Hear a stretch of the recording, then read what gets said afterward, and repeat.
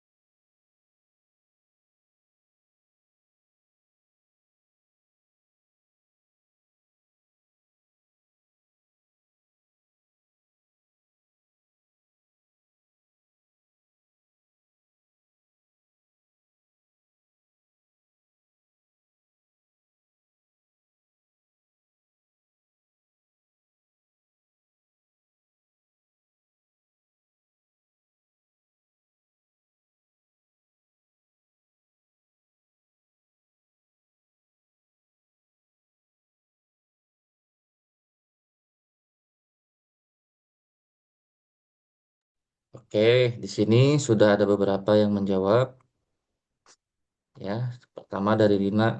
Di sini Rina menyampaikan pendapat bahwa memahami ilmu manajemen dalam bisnis sangat penting karena untuk mengoptimalkan sumber daya, meningkatkan efisiensi, dan mencapai tujuan bisnis jangka panjang. Oke, good. Biar bisnis berjalan terarah, nggak berantakan, dan bisnis terus berkembang. Bagus. Agar bisnis terkelola dengan baik, tidak berantakan. Bisa dipantau perkembangan penurunannya. Mudah menemukan solusi bila ada suatu masalah. Oke. Karena lewat manajemen, kita bisa mengatur semua hal menjadi terarah, seperti waktu, uang, sampai siapa saja orang yang terlibat. Oke. Ilmu manajemen penting dalam bisnis karena membantu mengatur sumber daya, mengambil keputusan, dan mencapai tujuan secara efektif. Oke. Good. Menurut saya sesuai dengan makna dari manajemen sendiri. Nah, ini nih bagus. Yang berarti mengatur, menata.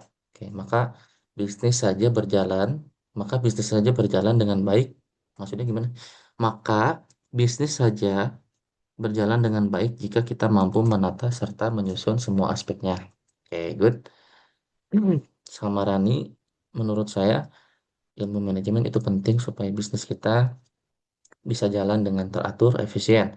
Dengan manajemen, kita bisa mengatur sumber daya dengan baik, oke, keputusan dan sebagainya, AMI, agar setiap hal yang kita kerjakan dalam bisnis tersusun, oke, good, serta dapat mengelolanya secara baik melalui pemanfaatan SDM yang ada. Randy, agar mampu mengelola SDM secara efektif, mengambil keputusan yang tepat, dan mencapai tujuan bisnis. Oke, Raden Rafif, kelas MIPA 3, oke, kelas 11 ya. Oke, Rafif dari kelas 11 MIPA 3, ilmu manajemen bisa menjadi pondasi. Nah, benar ya.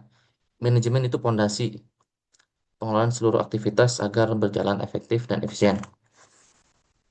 Oke, kata Velas, ilmu manajemen sangat penting dalam bisnis karena membantu SDM secara efisien, mendukung keputusan, menghindari kesalahan dengan pemahaman yang manajerial yang baik. Oke, baik. Terima kasih teman-teman semuanya. Eh, sudah dipahami bahwa manajemen itu sangat membantu suatu organisasi ya dalam memanage atau mengelola proses bisnisnya dalam menjalankan aktivitas bisnisnya. Terima kasih, kita lanjutkan ya. Jadi benar apa yang teman-teman sampaikan bahwa manajemen untuk mengelola, manage dan sebagainya.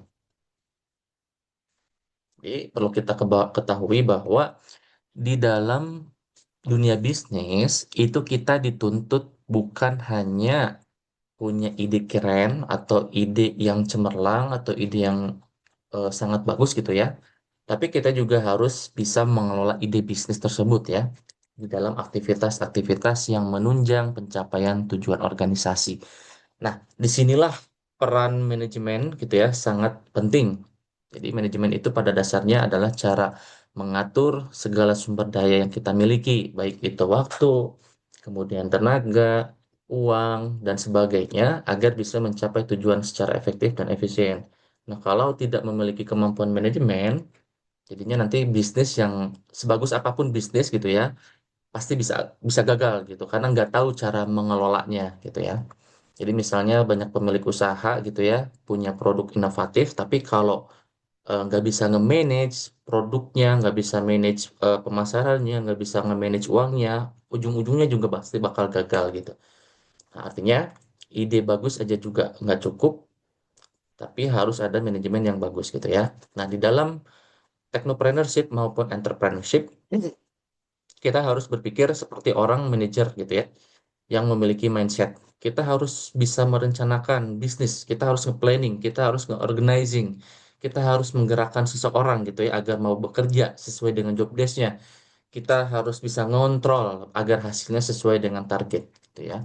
Itu yang kita sebut dengan POAC atau Planning, Organizing, Actuating, Controlling. Mungkin teman-teman yang mengikuti HIMA ya, kayak Randy, Rezwan, dan sebagainya, udah sering berorganisasi, jadi tahu bagaimana nge-planning, bagaimana nge-organizing, bagaimana nge-controlling dan sebagainya gitu. Nah, di dunia bisnis juga seperti itu. Jadi, dengan memahami manajemen, kita bukan hanya belajar cara menjalankan bisnis, tapi juga belajar berpikir sistematis, membuat keputusan, dan membangun organisasi yang bisa berkembang. Nah, itulah kenapa di dalam mata kuliah teknopreneurship, gitu ya, atau di ruang lingkup entrepreneurship ataupun teknopreneurship, manajemen menjadi fondasi sebuah bisnis. Kalau ide itu adalah bahan bakar gitu ya, maka manajemen adalah kemudinya gitu ya, yang mengemudikannya. Nah, tanpa keduanya, bisnis bisa jadi nggak jalan gitu ya. Nah, kalau kita lihat di point of view manajemen ya, jadi secara umum manajemen itu adalah proses perencanaan, pengorganisasian, pengarahan dan pengendalian sumber daya ya, manusia, keuangan, material, dan informasi untuk mencapai tujuan organisasi. Itu ya, POAC, Planning, Organizing, Actuating, Controlling. Jadi, planning itu merupakan tahap awal ya dalam manajemen, yaitu menentukan tujuan serta langkah-langkah untuk mencapainya. Salah satunya yaitu menetapkan visi dan misi organisasi gitu ya. Kemudian menetapkan apa yang akan dilakukan, kapan, di mana, dan bagaimana caranya untuk mencapai visi dan misi organisasi tersebut gitu. Kemudian termasuk juga kita menentukan strategi ya, kebijakan dan juga target. Kemudian organizing. Nah, organizing ini adalah proses menyusun dan mengelompokkan sumber daya yang kita miliki ya agar rencana dapat dijalankan dengan baik. Nah, ruang lingkupnya kita membagi tugas gitu ya kepada orang-orang yang ada di dalam tim, kita beri tanggung jawab, kita kasih job desk gitu ya. Kemudian kita bentuk ya, pertama sih bentuk dulu struktur organisasinya. Nah, setelah terstruktur baru kita beri tanggung jawab dan juga job desk yang harus dilakukan oleh setiap orang di dalam tim dan menetapkan siapa yang melapor dan kepada siapa yang harus dilapor. Nah, itu di tahapan organizing. Kemudian actuating ya. Actuating adalah proses pelaksanaan kerja atau ibaratnya menggerakkan sumber dayanya lah ya. Jadi kita menggerakkan sumber daya yang ada agar mau bekerja sesuai rencana yang ditetapkan di tahapan planning dan juga sesuai dengan pembagian job desk di tahapan organizing gitu. Nah, ini apa ya? Ruang lingkupnya memotivasi tim, membangun komunikasi tim dan juga menyelesaikan konflik di dalam tim. Tuh. Nah, kemudian terakhir controlling ya, proses memantau dan apa menilai hasil kerja. Jadi setelah organisasi melakukan proker dan sebagainya, kita pantau tuh, kita evaluasi hasil kerjanya seperti apa, gitu. Serta mengambil tindakan sesuatu hal yang apabila ada salah kita koreksi gitu ya dari penyimpangan dari proses rencananya. Jadi secara point of view ya, manajemen itu terkait planning, organizing, actuating, dan juga controlling. Nah, kemudian di dalam ilmu manajemen itu kita, secara teori ya, secara teori ilmu manajemen itu dibagi menjadi 4 kelompok.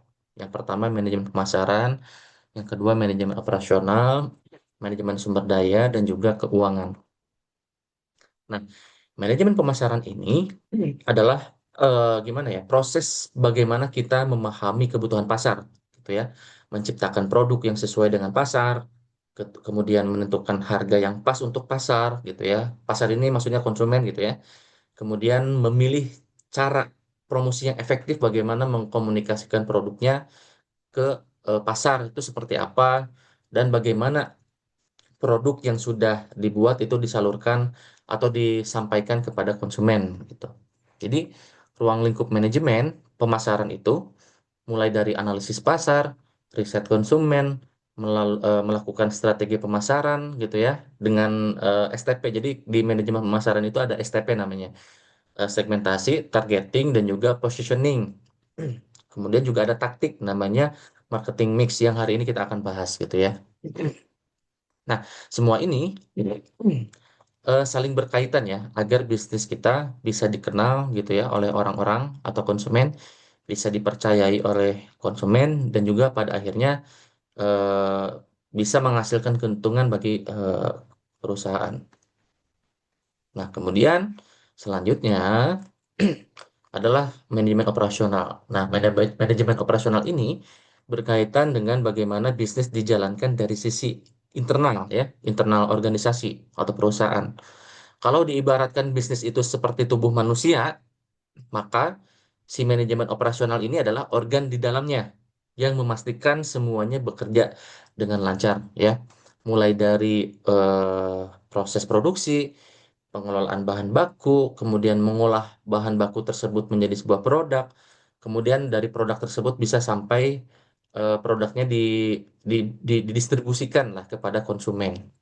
Jadi ruang lingkupnya gitu ya seperti nge-manage produk gitu ya, produknya itu baik fisik maupun layanan atau service. Kemudian memastikan produk kualitinya, kemudian mengelola stok, efisiensi waktu dan juga sebagainya. Kemudian manajemen sumber daya gitu ya. Ruang lingkupnya di sumber SDM itu bagaimana kita mencari orang yang tepat untuk job desk di perusahaan, mengembangkan karyawan gitu ya, dengan melakukan pelatihan dan juga peningkatan kemampuan atau kompetensi, kemudian menilai pekerjaan yang dikerjakan oleh tim dan juga pemberian motivasi, kemudian mengembangkan culture di dalam budaya kantor dan sebagainya. Ini terkait SDM lah ya. Nah, yang terakhir adalah manajemen keuangan. Gitu. Jadi, manajemen keuangan itu ibaratnya jantungnya bisnis. Jadi, semua aktivitas dari mulai produksi, kemudian mempromosikan produk, sampai menggaji karyawan, itu kan pasti butuh aliran dana ya. Nah, butuh uang yang bisa menggerakkan semuanya. Nah, disinilah pentingnya manajemen keuangan gitu ya, berperan gitu ya. Bagaimana kita mengelola uang agar bisa bisnis itu tumbuh dan berkembang. Oke, manajemen keuangan itu ruang lingkupnya adalah planning dan budgeting, operating cost control, kemudian membahas terkait profit. Profit itu keuntungan, kemudian maintaining cash flow kayak gitu ya. Nah, ini sedikit saya spill terkait sebetulnya ilmu manajemen itu seperti apa ya. Ada empat ya, ada pemasaran, operasional, sumber daya, dan juga keuangan. Hmm. Nah, kemudian kita masuk ke pembahasan manajemen pemasaran. Nah, ini teman-teman ya, ini adalah biografi dari Philip Kotler. Yang mana Philip Kotler itu adalah pakar di bidang marketing ya, yang sangat terkenal. Dia dijuluki sebagai bapak pemasaran modern, gitu ya. Dan eh, banyak mencetuskan teori-teori yang terkenal di saat ini di dunia marketing. Salah satunya adalah marketing mix ya, terkait produk, price, place, promotion, kemudian STP, social marketing konsep, marketing 4.0 dan sebagainya. Ini adalah teori-teori yang dicetuskan oleh beliau sehingga banyak dunia industri ya sekarang itu menerapkan teori dari si Kotler ini. Ini udah sangat terkenal lah di dunia manajemen ya, terutama di manajemen marketing. Orang ini sangat terkenal banget gitu. Oke, di sini ada definisi pasar ya, pasar tradisional dan pasar modern. Di sini saya akan tunjuk ya untuk mendefinisikan kira-kira bedanya antara pasar tradisional dan pasar modern itu seperti apa. Barangkali ada yang mau menjadi volunteer untuk mendefinisikan kira-kira perbedaan pasar tradisional dan pasar modern itu seperti apa. Silakan. Atau saya tunjuk barangkali ya. Saya pengen bagus deh. Oh, Ilham Agung boleh. Pak Agung silakan. Pak Agung Pambudi ya. Oke, pemateri kita sambut ya. Gimana Pak Ilham? Aduh, jangan gitu dong, Pak. Baik, sebelumnya makasih banyak, Pak, atas kesempatannya. Baik, untuk pasar sendiri ya. Untuk pasar tradisional itu ada sistem tawar-menawar, Pak, kayak di pasar. Hmm. Nah, Mm-mm. kalau untuk pasar modern itu kayak eh, apa ya? Untuk pasar modern itu harganya tetap, jadi udah ada harga harga labelnya gitu. Terus biasanya untuk pasar modern itu tertutup seperti supermarket, ada AC, troli. area Oh, parkir, dan oke. lain-lain. Nah, kalau buat pasar tradisional itu nggak ada kayak gitu. Biasanya lapaknya kayu atau bambu. Terus tata letaknya juga kurang teratur biasanya kalau untuk pasar Oke. tradisional. Dan untuk Baik. yang modern tuh rapih gitu. Biasanya ada CCTV juga. Terus kayak ada tim pengelola kayak karyawan, petugas khusus gitu Pak. Oke, Kurang lebih. terima kasih Ilham. Terima kasih banyak. Saya menghargai apresiasi keberaniannya untuk menyampaikan pendapatnya. Betul ya, menurut Ilham, persepsi kita sama.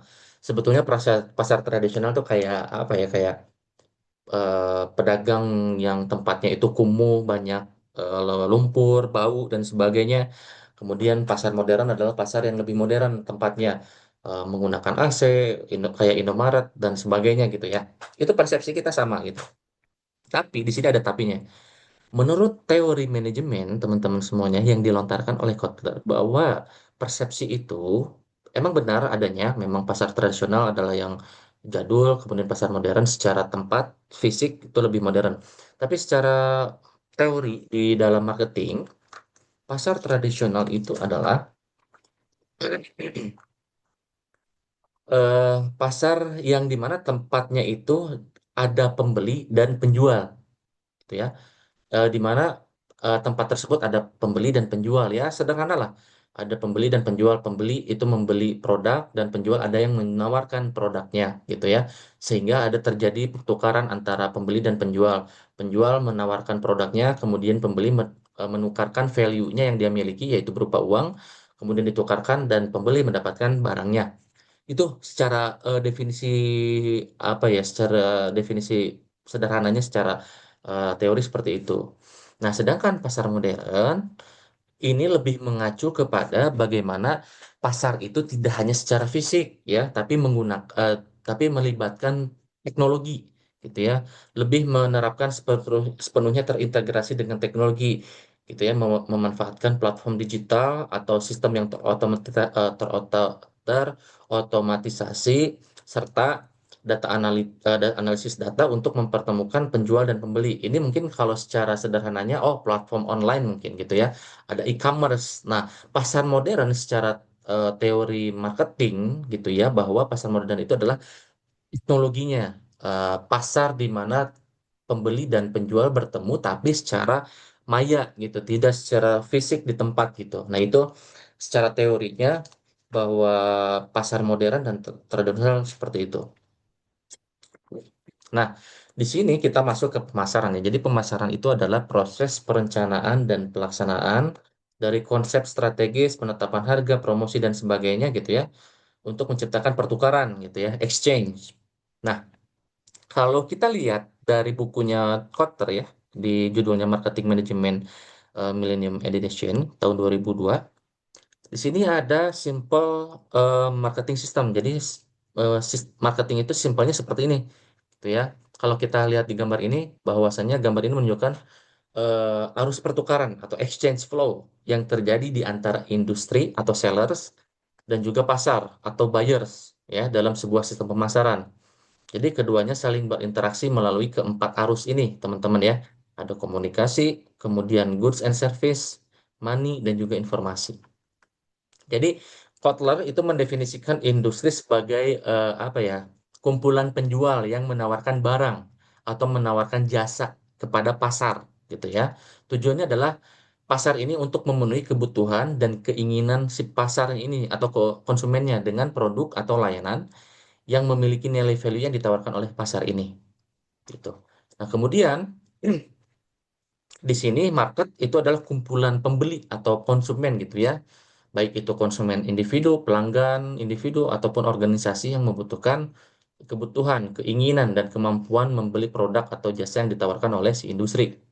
Nah, cara industri mengkomunikasikan produknya kepada market itu dengan bukan bukan hey, ini ada produk, hey, secara oral bukan, tapi dengan iklan gitu teman-teman, mengkomunikasikannya dengan promosi, dengan media sosial, dengan branding, dengan aktivitas komunikasi lainnya untuk menciptakan kesadaran bahwasanya, oh ini ada produk baru loh di perusahaan ini gitu dan sebagainya gitu ya.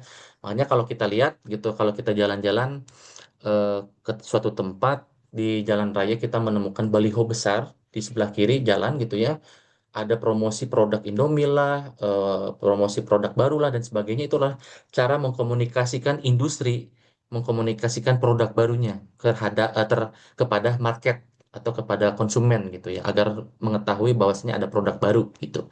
Nah, itu maksud dari gambar ini. Kemudian setelah mengkomunikasikan bahwasannya ada barang baru atau produk baru, industri itu dia mendistribusikan goods-nya atau barang fisiknya, produknya atau servisnya kepada market gitu melalui distribusi gitu. Jadi si maksud gambar ini itu adalah produknya didistribusikan kepada market, disebarluaskan gitu ya, ke pasar, ke toko-toko dan sebagainya sehingga si market ini mendapatkan produk yang disebarkan oleh industri atau si pabrik lah gitu ya. Kemudian terjadilah transaksi ya karena si market atau si apa ya, si konsumen mendapatkan barang, kemudian ada pertukaran barang dan uang, terjadilah pertukaran uang dan produk gitu teman-teman semuanya. Nah, kemudian setelah market atau konsumen menggunakan produk tersebut, di situ ada respon, ada timbal balik gitu ya. Pasar apa ya? Market memberikan umpan balik kepada industri dalam bentuk respon gitu ya. Responnya itu berupa opini, berupa komentar, berupa review bahwasanya produknya nggak enak, produknya enak dan sebagainya. Dan itu ya dianalisis oleh dianalisis oleh industri bahwasanya oh ada informasi nih dari market.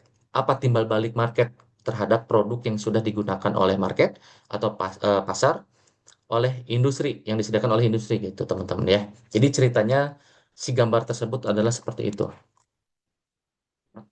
Kita masuk ke slide berikutnya.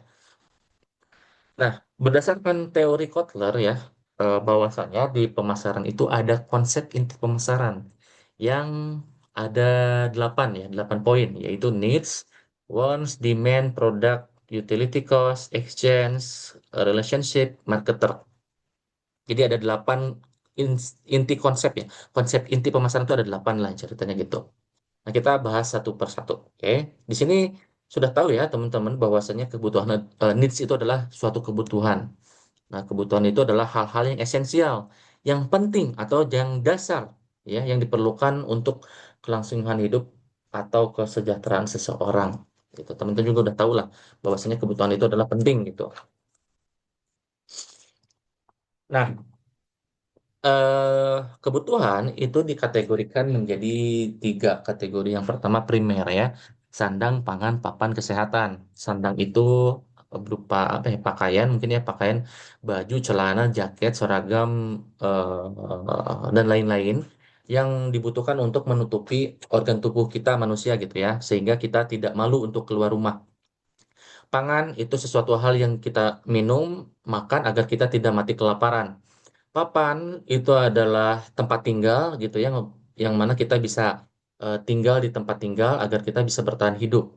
Kemudian kesehatan, seperti obat, layanan kesehatan, dokter, olahraga, alat kebersihan, sabun, odol, dan sebagainya itu adalah kebutuhan kesehatan yang harus dipenuhi oleh manusia. Sehingga manusia bisa bertahan hidup. Nah, itu konsep dari kebutuhan ya, kebutuhan primer. Setelah kebutuhan primer terpenuhi, masuk ke kebutuhan sekunder, yang mana kebutuhan sekunder ini adalah kebutuhan yang muncul setelah kebutuhan primer terpenuhi. Nah, tujuannya adalah bukan untuk bertahan hidup, gitu ya, si sekunder ini, tapi untuk meningkatkan kenyamanan hidup, efisiensi hidup, efektivitas hidup, dan kualitas hidup. Jadi, sekunder ini bisa terpenuhi apabila primer sudah terpenuhi, gitu. Misalnya, di sini tertulis pendidikan. Kita tidak sekolah pun nggak jadi masalah gitu. Karena memang tanpa sekolah kita tetap masih hidup. Kita tanpa motor, tanpa mobil juga kita masih hidup. Kita tanpa komunikasi pun juga kita masih hidup gitu ya. Karena primernya sudah terpenuhi. Bayangkan kalau misalkan kita kebutuhan primernya tidak terpenuhi nih, misalnya pangan. Kita nggak punya minum, nggak punya makan, ya bakal mati gitu. Nggak bisa ada cara apa ya, nggak bisa hidup gitu. Kemudian sandang. kita nggak punya pakaian, ya nggak bisa keluar rumah, nggak bisa belanja, nggak bisa beli makanan untuk makan gitu. Kemudian papan, kita nggak punya tempat tinggal, ya bisa jadi hidup gitu. Cuman ya susah juga kalau nggak ada tempat tinggal gitu kan. Kesehatan pun juga sama. Jadi apabila kebutuhan sekunder tidak terpenuhi juga nggak jadi masalah gitu ya teman-teman. Kemudian yang ketiga adalah primer, sekunder. Kemudian yang ketiga adalah tersier. Yang mana kebutuhan tersier ini adalah kebutuhan yang sifatnya pelengkap lah, pelengkap setelah primer dan sekunder terpenuhi. Biasanya kebutuhan apa ya, seperti kebutuhan hobi lah gitu ya, koleksi pribadi untuk memuaskan kebutuhan kepuasan lah gitu, kebutuhan kepuasan. Nanti saya jelaskan. Nah, jadi tiga ya, primer, sekunder, tersier secara teori. Teman-teman juga sudah paham ini. Kemudian juga kebutuhan itu bisa dipetakan menjadi kebutuhan fungsional, kebutuhan emosional, dan juga kebutuhan sosial. Nah, kebutuhan fungsional misalnya kita membeli suatu produk sesuai dengan fungsinya. Kita butuh fungsinya gitu. Misalnya kita pergi ke tempat kerja, kita membutuhkan transportasi, ya sudah kita beli motor karena kita butuh fungsinya. Kita butuh apa ya, fungsionalnya. Bahwasanya ketika kita beli motor itu bisa mengantarkan kita lebih cepat, kita bisa motor bisa mengantarkan kita lebih sat-set dan sebagainya. Kemudian beli handphone, kita bisa berkomunikasi dan lain-lain gitu. Kemudian kita beli laptop, kita bisa bekerja, kita bisa mendapatkan uang dan sebagainya. Jadi sesuai dengan kebutuhan fungsionalnya. Kebutuhan emosional, kebutuhan kebahagiaan, kepuasan, kenyamanan, dan sebagainya gitu. Ini kebutuhan dari tersier. Kemudian terakhir kebutuhan sosial, bergaul, bekerja kelompok, gitu ya. Kemudian hangout, kemudian em, apa ya, ya hangout lah, bergaul dan sebagainya. Jadi secara teori kebutuhan itu bisa dilihat dari apa yang dibutuhkan manusia berdasarkan tingkat kepentingan dan urgensinya, ya, yaitu primer, sekunder, tersier. Kemudian dilihat dari mengapa manusia membutuhkan sesuatu berdasarkan motivasinya, yaitu dari kebutuhan fungsional, emosional, dan sosial. Itu terkait kebutuhan ya. Nah, ini dasar sekali lah. Pasti teman-teman sudah paham itu.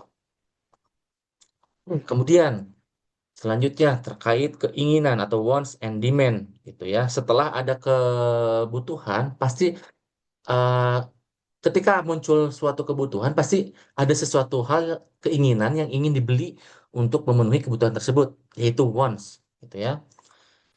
Keinginan adalah bentuk untuk memperoleh produk atau layanan tertentu sebagai cara untuk memenuhi kebutuhan. Nah, secara teori menurut Kotler, keinginan itu ada enam. Ingat ya, di sini ada enam. Mohon dipahami. Nanti kan di kuis pasti ada soal ini. Yang pertama adalah functional wants. Jadi functional wants itu keinginan yang didasarkan pada fungsinya atau manfaat dari produknya gitu ya. Misalnya membeli sepatu olahraga karena pengen nyaman berolahraga gitu misalnya. Atau membeli laptop karena butuh untuk kerja dan sebagainya. Nah, itu functional wants. Yang kedua, lifestyle wants atau keinginan yang muncul dari karena gaya hidup, minat seseorang gitu ya. Misalnya apa ya? Membeli sepeda lipat misalnya karena mengikuti tren hidup sehat gitu misalnya. Atau yang saat ini lagi tren itu padel ya, kayak kayak olahraga tenis gitu, cuman raketnya berbeda misalnya. Maka orang-orang membeli raket pedal gitu untuk olahraga pedal karena sesuai dengan perkembangan tren. Itu lifestyle wants gitu. Kemudian yang ketiga adalah keinginan emosional, keinginan yang dipacu oleh perasaan dan emosi seseorang gitu ya. Misalnya, misalnya membeli apa ya, membeli parfum misalnya, gitu, agar agar seseorang bisa lebih percaya diri, nggak bau ketek dan sebagainya gitu. Nah, itu adalah emotional wants. Atau menonton konser, kita kan mau menonton konser harus beli tiket kan. Nah, itu keinginan membeli tiket itu ada kan emosional karena kita suka dengan band tersebut, maka kita beli tiket tersebut untuk menonton band tersebut. Nah, kemudian habitual wants itu adalah keinginan yang timbul karena kebiasaan yang sudah terbentuk, kebiasaannya gitu ya. Misalnya si Eja, ada Reja nggak sih di sini?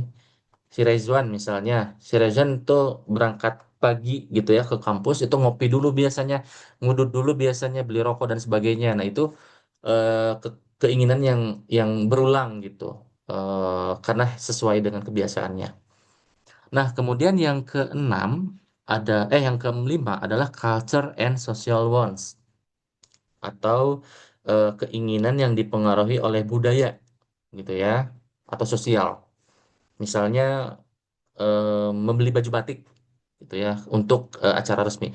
Biasanya kalau di acara resmi gitu ya, di acara rapat, di acara apalah gitu ya, kita pasti melihat orang-orang menggunakan batik sehingga kita, aduh kita harus punya batik nih agar nanti pada saat ada rapat lagi kita menggunakan batik. Nah itu culture social wants gitu teman-teman, sesuai dengan apa namanya budaya yang ada di lingkungan sekitar. Kemudian yang terakhir adalah impulse one. Nah, impulse one ini adalah keinginan yang muncul secara spontan dan tidak direncanakan sifatnya. Misalnya di sini ada si Jun, ada si Junaidi kan. Misalnya Junaidi jalan-jalan sama si Patim gitu ke mall gitu, hangout gitu, nonton film Jumbo misalnya. Setelah nonton film Jumbo, kemudian hangout ke Matahari atau ke mana lah gitu ya, nganterin si Patim cuci mata baju misalnya. Nah, ternyata pada saat ngajak jalan si Patim mencari baju, di situ ada apa namanya? Ada iklan atau ada papan promo. Kemudian si John melihat melihat promo diskon gitu dan tiba-tiba langsung beli gitu buat si Patim gitu karena pada awalnya si Jun ke mall itu kan bukan belanja gitu, tapi nonton. Tapi pada saat lihat eh, apa diskon, tiba-tiba beli karena ada potongan harga gitu. Jadi itu adalah impulse one yang muncul secara spontan dan tidak direncanakan. Gitu ya. Mungkin bisa dipahami teman-teman ya. Functional ones sesuai dengan fungsinya, keinginan sesuai dengan lifestyle dan sebagainya gitu. Kemudian permintaan di sini ya, demand. Permintaan adalah keinginan akan produk spesifik gitu ya, yang didukung dengan kemampuan dan kesediaan untuk membelinya. Jadi berurut ya. Jadi ketika ada kebutuhan, kemudian rasa muncul keinginan untuk membeli, untuk memenuhi kebutuhan tersebut. Ketika keinginan muncul, maka permintaan akan meningkat gitu kan. Logikanya seperti itu. Jadi demand muncul ketika permintaan ada gitu teman-teman semuanya. Nah, selanjutnya ada produk ya teman-teman tahu lah ya. Produk itu ada produk yang tangible atau intangible. Ada produk yang fisik atau produk nyata yang bisa dilihat, bisa dicabak. Dicabak itu apa ya? Bisa dipegang dan juga ada yang produk jasa gitu atau intangible product. Nah, secara teori di sini saya menemukan product life cycle dari Vernon ya, dari bukunya International Trade and International Investment in Product Life Cycle, yaitu ada introduction, growth, maturity, dan decline. Jadi ini adalah tahapan product life cycle. Nah, tahapan bukan tahapan sih, fase ya, karena ini cycle ya, siklus. Fase introduction itu adalah fase di mana fase awal ketika suatu produk baru dan baru pertama kali diperkenalkan ke pasar gitu ya. Dan fase ini adalah fase yang krusial karena sifatnya menentukan apakah produk ini akan diterima oleh konsumen atau tidak gitu ya.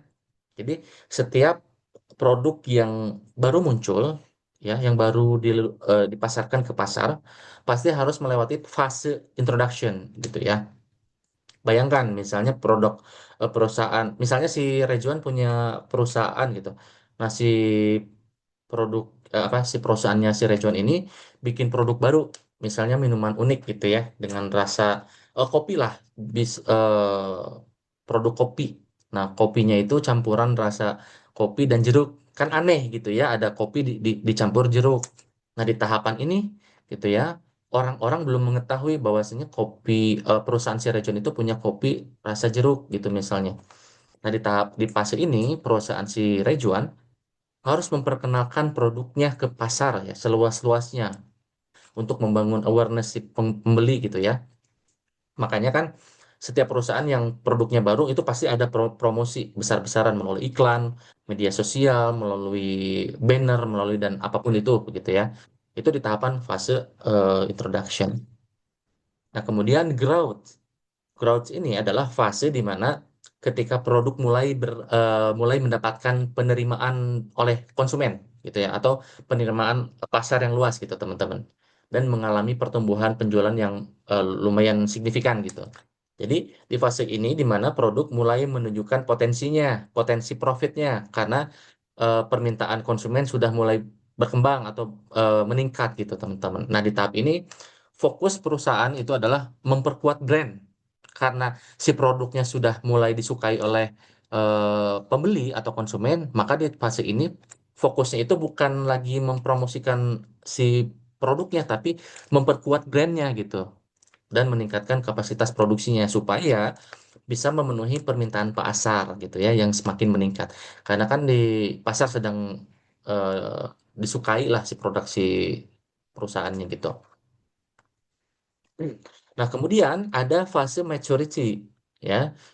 Fase maturity ini fase ketika produk telah mencapai puncak popularitasnya dan penjualannya sangat tinggi. Namun pertumbuhan penjualannya mulai melambat karena si pasar sudah mulai jenuh karena sudah banyak produk tersebut gitu ya. Misalnya seperti ini, misalnya apa ya? Jadi di tahapan ini tuh biasanya perusahaan mulai melakukan inovasi kecil-kecilan, gitu seperti desain baru, packagingnya baru, varian rasanya baru, atau kemasan yang lebih menarik, gitu ya, dan sebagainya. Agar apa? Agar si pelanggan atau si konsumen tidak bosan dengan produknya, karena kan sedang ada di tahapan puncaknya gitu di tahapan bosan di mencuritin itu. Contohnya apa ya? Contohnya misalnya Indomie. Nah, Indomie itu menurut saya saat ini sedang di tahapan maturity.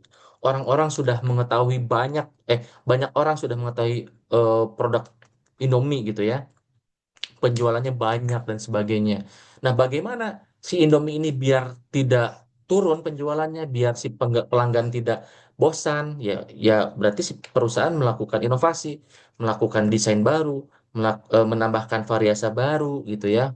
Desainnya diubah agar lebih menarik dan sebagainya. Itu yang dilakukan oleh si Indomie. Nah, kalau ini kalau salah Indomie kan lebih dari 30 rasa kan ya kalau nggak salah tuh. Coba di Google deh berapa rasa yang dimiliki oleh si Indomie gitu. Nah, ini di tahapan Indomie itu si Indomie itu di tahapan maturity. Nah, di tahapan ini di fase maturity ini strategi pemasarannya bukan lagi memperkuat branding gitu, tapi menjaga loyalitas si pelanggan dan memperkuat brand image-nya biar si pelanggan tidak kabur dan penjualan tidak menurun gitu. Nah, kalau di sini kan strategi pemasarannya adalah mengenalkan produk, kemudian di sini tuh fokusnya me, apa ya me- eh, meningkatkan penjualan gitu ya. Nah, di sini strategi promosinya adalah menjaga si eh, pelanggannya ya, biar si pelanggannya tetap tidak kemana-mana, tetap di perusahaan ini gitu ceritanya. Nah, kemudian fase selanjutnya yaitu decline. Nah, fase decline ini adalah fase di mana si produk mulai kehilangan daya tarik di pasar atau di konsumen, gitu ya. Penjualan mulai menurun karena berbagai alasan, misalnya bisa jadi karena selera pasar berubah, kemudian kompetitor menghadirkan produk yang lebih murah, lebih menarik, sehingga si produknya tidak tidak tidak bisa bersaing dengan produk yang baru di pasaran sana. Itu kalau kondisi nyatanya kayak produk Bata lah. Teman-teman tahu kan ya, sepatu Bata, brand Bata, yang kantornya juga di Purwakarta. Kalau nggak salah di Sadang ke sana gitu, yang mau ke Haji Yeti. Itu kan tutup ya, bangkrut itu. Ya bisa jadi si Bata tersebut ya tidak bisa bersaing dengan produk yang ada gitu. Eh, apa ya, selera pasarnya sudah berubah dan sebagainya. Nah, itu tahapan decline ya. Jadi tahapannya sudah meredup gitu. Eh, ya bisa jadi mati lah gitu si produknya dan bisa jadi killing the killing the operation atau jadi eh, bangkrut gitu. Nah, ini salah satu contoh ya yang saya dapatkan dari penelitian gitu, bahwasannya di penelitian ini dia meneliti bahwa siklus dari Nokia dari awal sampai akhir gitu ya, sampai sekarang seperti ini siklusnya. Jadi di tahun 95 sampai tahun 2002 itu kan lagi gencar-gencarnya si Nokia ya, lagi tahapan pengenalan produk Nokia pada saat itu. Tahun 95 sampai tahun 2002 gitu ya. Kemudian di tahun 2002 sampai 2009 mulai naik tuh nama Nokia kan, makanya banyak serinya, banyak apa varian ya serinya gitu ya. Ada yang N35, N30, ada yang E300, E3190 dan sebagainya. Banyak sekali. Nah, ini tahapan growth si Nokia nih. Ya, banyak yang menggunakan produk tersebut, banyak yang suka, banyak yang suka dengan ketahanannya, durability-nya dan sebagainya. Kalau ketika dibanting ke lantai yang bukan HP-nya tapi lantai yang rusak kan gitu ya pada saat itu. Nah, tiba di tahun 2009 sampai 2011 banyak masuk kompetitor ya, kompetitor masuk tuh seperti BlackBerry, seperti iPhone, seperti Samsung dengan Android-nya dan sebagainya. Masuk tuh di tahun ini ya, di tahun 2009 sampai 2011. Nah, karena banyak kompetitor yang masuk dan kompetitor punya teknologi yang lebih canggih ya, OS-nya itu iOS dan juga Android, tapi si Nokia tetap percaya diri di tahun 2009 sampai 2011 tuh tetap percaya diri bahwasanya Nokia punya Symbian, punya OS yang nggak kalah canggihnya. Padahal ini udah ketinggalan zaman gitu. Si Nokia tidak adaptasi di sini di tahun 2009 sampai 2011. Ya, karena tidak beradaptasi dan permintaan pasar semakin meningkat terhadap teknologi yang lebih canggih, yaitu iOS dan juga Samsung atau Android, maka udah mulai masuk ke tahapan decline si siapa si Nokia tuh di 2011 tuh karena dia tetap mempertahankan OS Symbian-nya. Padahal pada saat itu pada zamannya eh, teknologi atau sistem operasi Android itu lagi merajalela karena dengan adanya iOS dan juga hmm, Android itu teknologinya bagus lah pada saat itu gitu ya. Nah, di situ mulai menurun ya Nokia. Nokia turun sampai akhirnya dikatakan bangkrut dan diakuisisi oleh Microsoft di tahun berapa ya? Kalau misalnya tahun 16 atau 15 gitu lupa saya. Nah, itu menyatakan bahwasanya Nokia diakuisisi ya karena memang udah nggak bisa beradaptasi gitu. Dia salah mengambil langkah gitu ya. Harusnya dia bisa mengikuti pasar gitu. Kalau pasar pengennya Android ya sudah lakukan apa proses bisnis yang berbeda gitu daripada yang sebelumnya. Jadinya dia bangkrut tuh kan di 2015 tuh. Sampai saat ini produk Nokia juga saya rasa sudah hilang gitu, sudah mati gitu teman-teman. Nah, ini menunjukkan bahwasannya siklus ya, siklus produk Nokia teman-teman semuanya. Oke, selanjutnya ada utility cost. Nah, utility cost ini bisa dipahami sebagai perbandingan antara manfaat atau utility yang dirasakan konsumen dengan biaya cost yang dikeluarkan untuk produk atau jasa tersebut. Jadi, mindsetnya adalah kalau di utility cost, konsumen akan melakukan pembelian jika utility atau manfaatnya yang dirasakan lebih besar daripada cost yang dikeluarkan gitu ya. Jadi kalau utility-nya tinggi atau kalau utility-nya tinggi atau manfaatnya tinggi tapi cost-nya rendah atau pengorbanannya rendah, maka konsumen akan puas gitu ya. Kalau cost-nya tinggi tapi utility-nya rendah, ya konsumen kecewa gitu karena sudah mengorbankan duitnya, kemudian ternyata manfaatnya lebih rendah, lebih jelek gitu manfaatnya ya kecewa gitu. Jadi ini konsep dari utility cost gitu ya. Jadi value and satisfaction sifatnya. Jadi dalam konteks pemasaran, suatu produk atau penawaran akan berhasil apabila mampu memberikan value dan kepuasan atau satisfaction kepada pembeli gitu ya.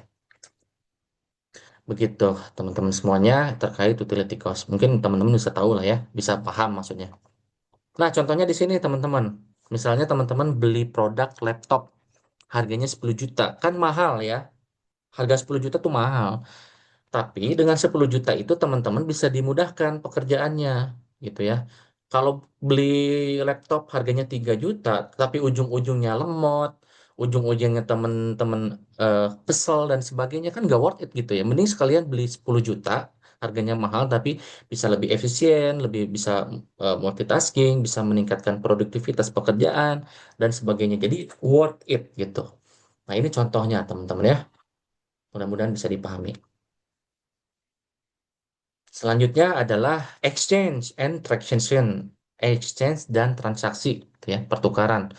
Ya, teman-teman tahu lah, pertukaran itu adalah proses mendapatkan suatu produk yang diinginkan oleh pelanggan dan dibutuhkan oleh pelanggan gitu ya, dan ditawarkan oleh si pembelinya, si penjualnya. Nah, secara teori, pertukaran itu ada 5 kondisi. Pertama adalah terdapat paling tidak dua pihak, yaitu pembeli dan penjual. Pastilah itu ya, mau ujuk-ujuk pembeli unggul atau penjual unggul gitu. Kemudian yang kedua, setiap pihak mempunyai sesuatu hal yang bernilai bagi pihak yang lain. Penjual menjualkan sesuatu hal yang bernilai, yaitu produknya. Pembeli memberikan yang bernilai, yaitu uang sebagai alat tukar. Kemudian yang ketiga, setiap pihak mampu berkomunikasi, ya. Kemudian yang keempat, setiap pihak bebas menerima atau menolak penawaran dari pihak yang lain. Yang kelima adalah ada saling kepercayaan dengan pihak lain antara pembeli dan penjual. Jadi kita ketika transaksi pertukaran harus memenuhi 5 poin ini. Nanti di kuis ada ini ya, makanya mohon dipahami gitu. Nah, kemudian transaksi adalah kesepakatan yang dicapai antara kedua belah pihak dalam melakukan pertukaran setelah melalui proses negosiasi. Jadi kalau di secara teori pemasaran, transaksi itu ada dua, transaksi moneter dan transaksi barter. Kalau transaksi moneter ada barang, ada uang. Nah, uangnya ini dijadikan sebagai nilai tukar. Penjual memberikan barang, kemudian penjual memberikan uang sebagai nilai tukar. Kemudian transaksi barter, barang ke barang, gitu ya. Si bagus menjual laptop ke saya, tapi saya bayar pakai HP misalnya. Asal kedua belah pihaknya menyetujui ya, oke, sah gitu. Jadi transaksinya barter, barang tuh barang gitu. Kemudian di sini ada relationship. Jadi relationship atau hubungan itu ya adalah proses membangun ikatan jangka panjang atau long term antara penjual atau perusahaan dan juga pembeli atau pasar gitu ya, agar tercipta kepercayaan, kepuasan dan juga loyalitas gitu ya. Dalam pemasaran modern gitu fokusnya tidak hanya pada menjual produk tapi membangun hubungan yang membuat pelanggan mau balik lagi menggunakan produk kita dan juga merekomendasikan produk kita ke produk orang lain atau ke orang lain gitu. Tujuannya apa? Tujuannya adalah menciptakan customer retention. Customer retention itu adalah pelanggan tetap, ya, pelanggan tetap agar dia tetap balik lagi ke kita, beli lagi ke kita. Kalau dulu fokus perusahaan itu adalah bagaimana ya si produk kita bisa terjual, biar laku tuh kayak gimana. Nah, produk kita punya produk biar laku tuh kayak gimana. Pokoknya biar terjual tuh seperti apa pemasarannya, strateginya. Tapi sekarang perusahaan tuh tidak hanya seperti itu, tapi fokusnya sudah beralih. Jadi fokusnya adalah sudah berubah menjadi bagaimana si perusahaan caranya supaya si pelanggan yang sudah yang sudah beli produk kita tetap balik lagi mau beli produk kita gitu. Nah, itu untuk mempertahankan customer eh, retention gitu, teman-teman. Jadi si perusahaan nggak cuma berhenti setelah transaksi selesai, tapi mereka harus berusaha membangun kepercayaan, bikin pelanggan puas, dan juga akhirnya menjadi loyal kepada produk kita gitu, teman-teman semuanya. Nah, caranya seperti apa? Ya, caranya banyak caranya. Misalnya dengan poin reward gitu. Kalau di Shopee ada program loyalitas namanya. Ada Shopee Royalty.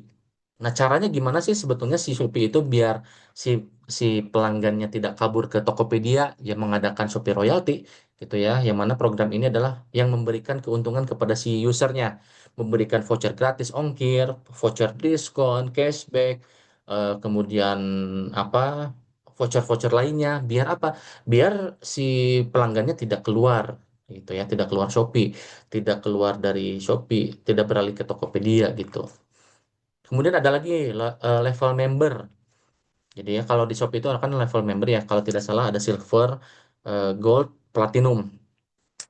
Gitu ya. Jadi semakin banyak membeli di Shopee, maka semakin tinggi levelnya. Kalau di silver, vouchernya sekian misalnya. Kalau Gold, misalkan vouchernya sekian, gratis ongkirnya sekian, dan sebagainya. Kalau Platinum, eh, dia vouchernya lebih banyak, kemudian bisa mendapatkan direct eh, transaction dengan Shopee Affiliate dan sebagainya gitu mungkin ya.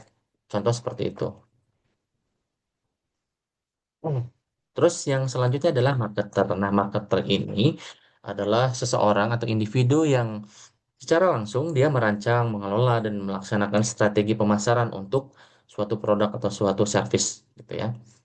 Jadi kalau kita simpulkan bahwa konsep pemasaran, inti pemasaran itu dia sifatnya berurutan gitu ya. Jadi ketika dalam pemasaran itu berawal dari needs ya. Setiap manusia membutuhkan kebutuhan dasar seperti makan, minum, tempat tinggal, dan rasa aman dan sebagainya.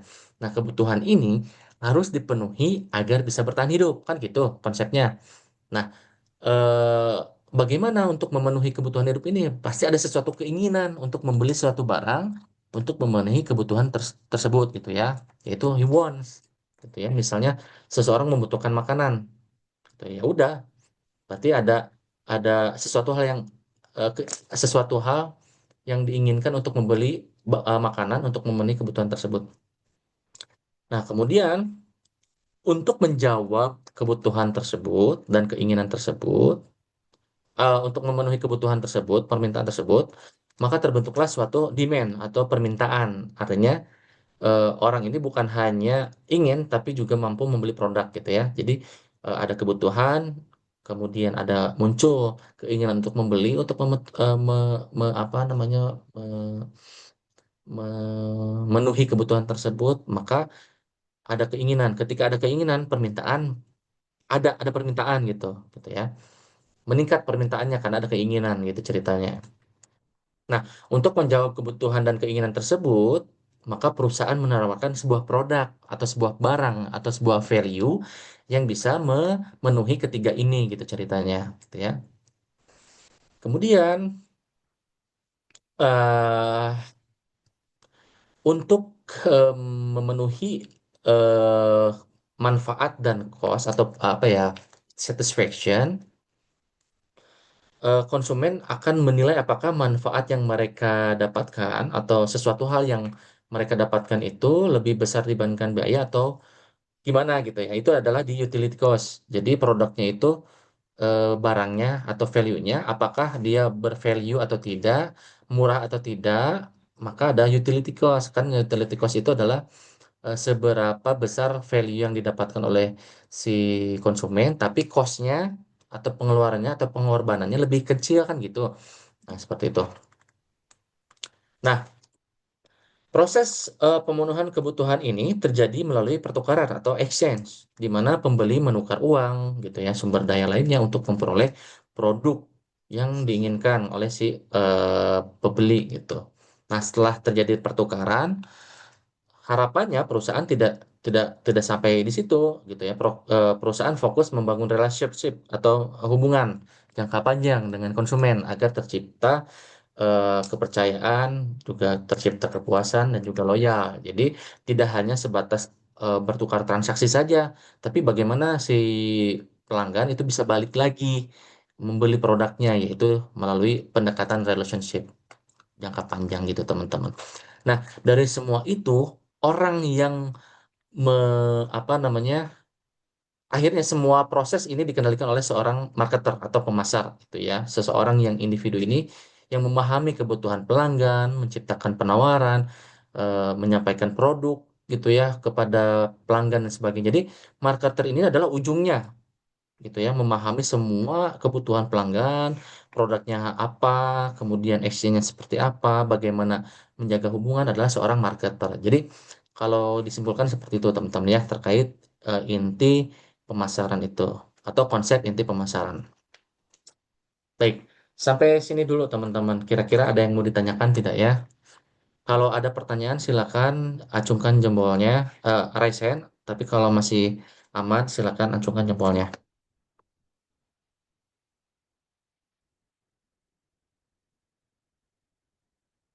Aura aman ya? Yang lain aman atau tidak? Oke, Oke, Ami aman. Silakan apabila ada yang mau ditanyakan, acungkan tangannya atau raise hand. Oke, Mujahidin aman ya. Oke, barangkali masih aman ya. Baik, ini masih dasar lah ya. Kemudian yang kedua, yaitu penerapan praktis konsep pemasaran. Yang tadi inti konsepnya, yang sekarang adalah penerapan praktisnya konsep pemasaran.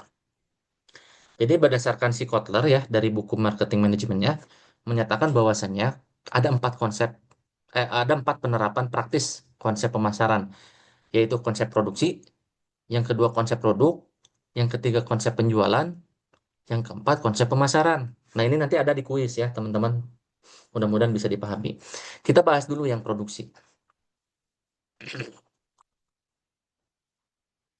Nah, konsep produksi adalah konsep pemasaran yang berfokus pada produksi massal dengan biaya rendah dan distribusi yang luas. Nah, fokus utama dari konsep ini adalah untuk membuat produk yang tersedia di pasar dalam jumlah yang sangat besar dan dengan harga yang sangat kompetitif. Jadi mindsetnya adalah konsumen akan lebih menyukai produk yang mudah didapat dan harganya terjangkau. Nah, di sini sudah terspill ya, bahwasanya produksi massal dengan biaya rendah, konsumen akan lebih menyukai produk yang mudah didapat dan harganya terjangkau. Pertanyaan saya adalah kira-kira negara mana ya yang menerapkan konsep produksi ini, teman-teman? Kira-kira ada yang mau jelaskan nggak ya? Kira-kira negara mana sih sebetulnya yang menerapkan konsep produksi ini? Silakan di kolom chat atau mau raise hand boleh. Lah, Cina tuh kata Vectra, kata Ican ya, Mas Ican. Kata Mas Ican, Cina. Jadi benar ya. Jadi negara yang menerapkan konsep pemasaran, konsep produksi adalah Cina.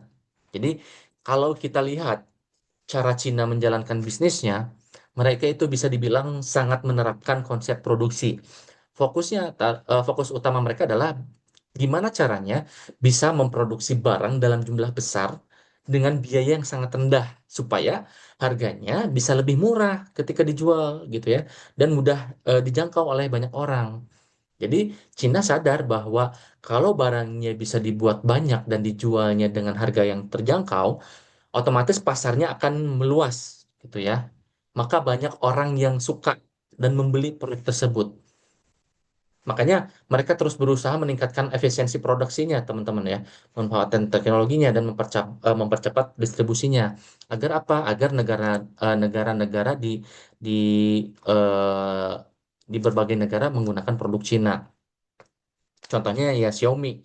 Bayangkan aja ya Xiaomi dengan teknologinya yang canggih gitu yang bisa menyaingi iPhone dijual dengan harga yang murah. Nah, dengan dengan harga yang murah, maka logikanya banyak banyak pembeli yang membeli. Jadi anggapannya, wah harganya murah nih, tapi teknologinya bagus gitu ya, fiturnya bagus, ya udah beli gitu kan. Jadi konsepnya seperti itu. Mixo pun juga sama sekarang. Mixo itu sekarang sudah banyak di berbagai sudut di Indonesia merajai pasar di belahan sudut gitu ya. Si siapa sih Mixo ini? Dan juga ada ini nih barang-barang Cina dari Cina ya. Saya agak sedikit rasa juga sebetulnya dengan barang-barang yang seperti ini gitu ya, karena eh, jadi nyampah menurut saya gitu ya, karena sudah banyak banget produk-produk yang ada di pasaran seperti ini. Ini murah sekali gitu ya harga belinya, apalagi harga jualnya pasti murah gitu. Nah, jadi konsep produksi ini benar-benar nempel banget di cara kerja industri Cina ya. Jadi kalau teman-teman sadari bahwasanya di tahun 2015 pemerintah Cina itu dia apa ya, menginisiasi ya mencetuskan bahwasanya made in China in 2025 atau made in China di 2025 gitu ya. Jadi di 2011 itu di 2015 itu perusahaan apa bukan perusahaan governmentnya China dia memiliki visi bahwasanya di tahun 2025 seluruh negara barang-barangnya dari China gitu. Dan terbukti sekarang ya di 2025 itu produknya dari China gitu kebanyakan gitu. Nah, itu kerennya China, teman-teman. Oke, selanjutnya adalah konsep produk. Jadi kalau konsep sebelumnya itu konsep produksi itu fokusnya adalah bagaimana caranya barang bisa diproduksi dengan banyak tapi murah. Maka di konsep produk ini fokusnya agak berbeda ya. Jadi di konsep produk ini perusahaan percaya bahwa konsumen akan memilih produk yang punya kualitasnya yang tinggi, performanya paling bagus, fiturnya paling inovatif dan sebagainya. Jadi fokusnya adalah pada pengembangan produk yang berkualitas tinggi, fitur-fiturnya canggih dan sebagainya, meskipun harganya mahal, gitu ya. Jadi mindsetnya konsumen akan memilih produk dengan kualitas terbaik, performa unggul dan fitur paling menarik, meskipun harganya mahal, gitu ya. Karena mindsetnya ketika produknya bagus, fiturnya bagus, teknologinya bagus, dan sebagainya bagus, pasti akan dibeli, gitu. Ini mindset dari konsep produk. Nah, di sini saya tanya, kira-kira brand apa yang menerapkan konsep produk, teman-teman? Silakan di chat. Kira-kira produk apa atau brand apa yang menerapkan konsep pemasarannya, yaitu konsep produk yang produknya mahal, produknya fiturnya bagus, teknologinya bagus, canggih, tapi mahal gitu.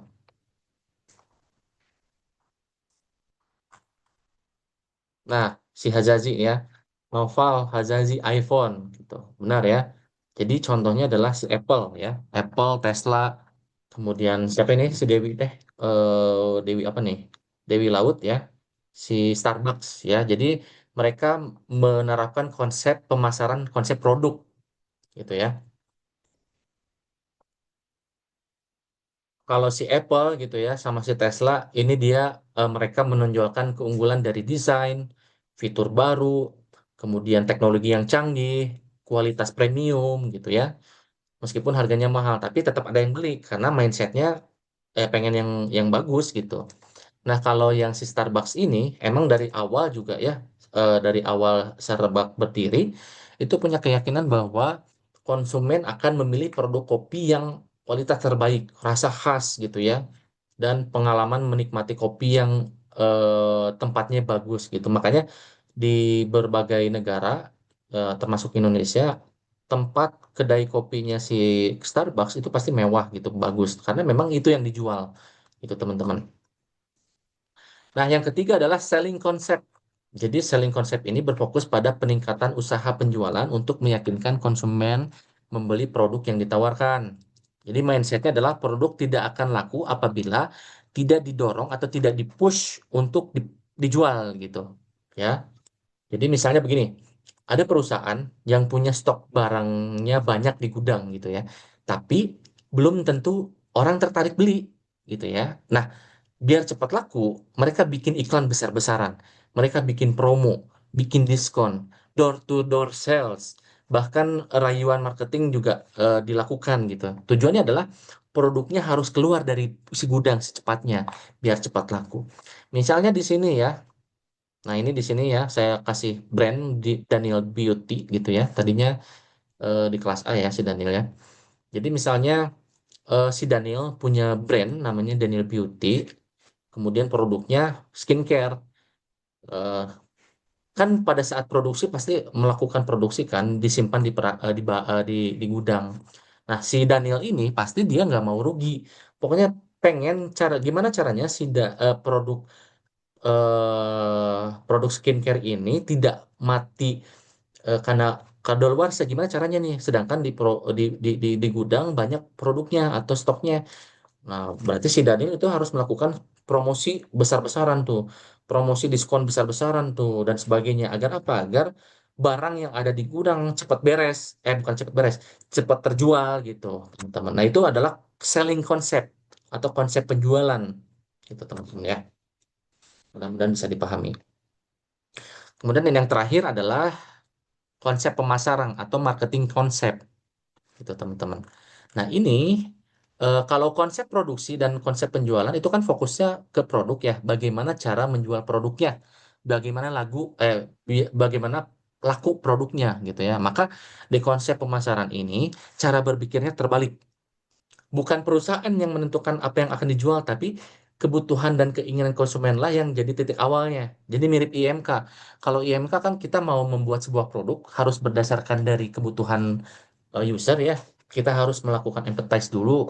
Apa kemauan user, apa yang dibutuhkan user. Nah, ini sama seperti itu. Jadi konsep pemasaran itu dia melakukan analisis dulu kira-kira di pasar itu butuh apa, butuh sedang trennya seperti apa, lagi lagi suka apa nih si pasar gitu ya. Jadi mindsetnya perusahaan akan lebih sukses jika dapat memahami dan memenuhi kebutuhan serta keinginan konsumen dengan cara yang lebih efektif dan efisien daripada pesaing. Jadi find what people want, then make it, not make something and try to sell it, gitu ya. Jadi kalau bahasa Indonesianya, jangan eh, eh, temukan apa yang dibutuhkan oleh pasar atau konsumen. Kemudian ketika kita sudah tahu, beli bukan beli, buat produk tersebut gitu kemudian jual. Jangan sampai sesuatu hal yang abstrak kita bikin dulu gitu ya, kemudian kita jual. Jadi konsepnya tidak bikin dulu produk, tapi kita melakukan empathize dulu, define dulu dan sebagainya, mirip EMK lah gitu ya teman-teman ya. Nah, jadi misalnya contohnya si Rejuan ya, si Rejuan misalnya buka bisnis minuman gitu. Nah, sebelum si Rejuan ini bikin riset, sebelum bikin branding, si Rejuan perlu tahu dulu siapa target marketnya, apakah mahasiswa, apakah pekerja kantoran, apakah keluarga dan sebagainya, apakah mereka suka, apa yang mereka sukai, rasa manis yang kuat atau tidak yang disukai, apakah boba yang disukai, apakah puding yang disukai dan sebagainya. Nah, dari situ si Rejuan buat produknya tuh setelah setelah si Rejuan tahu kebutuhan si customer gitu ya. Nah, itu cara berpikir si konsumen. Kayak tape. Gimana gimana kayak tape gimana? Ilham, bisa dijelaskan nggak? Maksudnya gimana? Iya Pak, izin gabung di sini kan.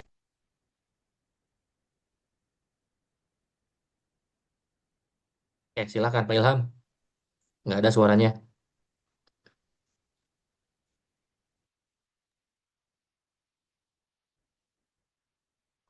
Kayaknya terputus lah si Ilham ya. Oke, kita lanjut ya. Kita lanjut.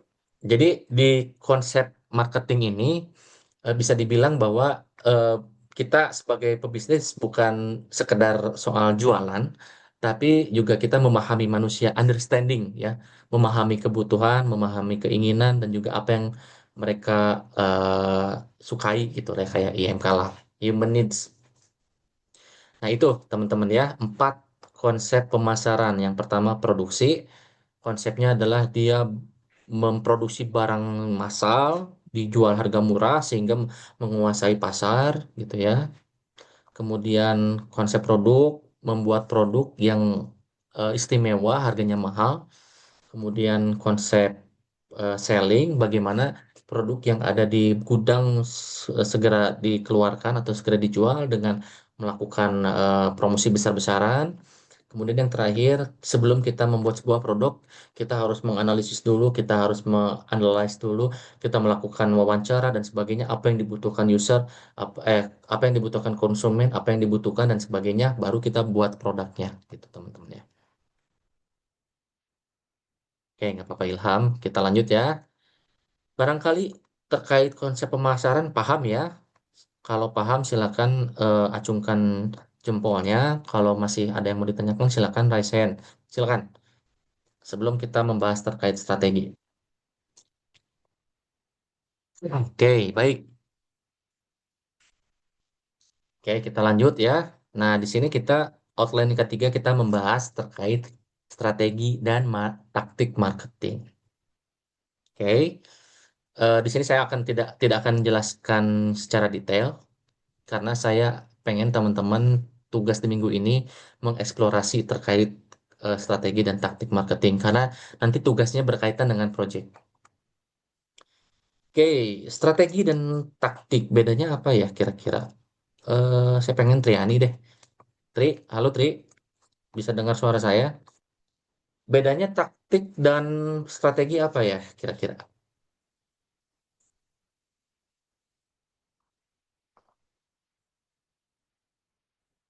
Mana nih Fitriani? Satoru. Oke, dia nggak mau ngejawab. Rina, halo Rina, bisa dengar suara saya?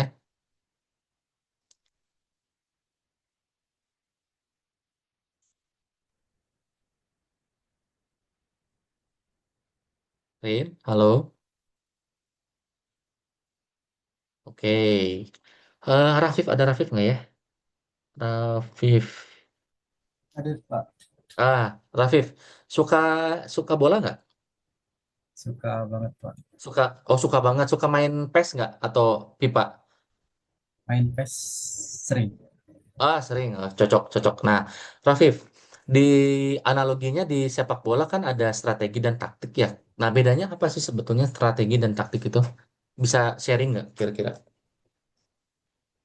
Kalau Kasih menurut contoh di saya, ini di sepak bola. Kasih contohnya.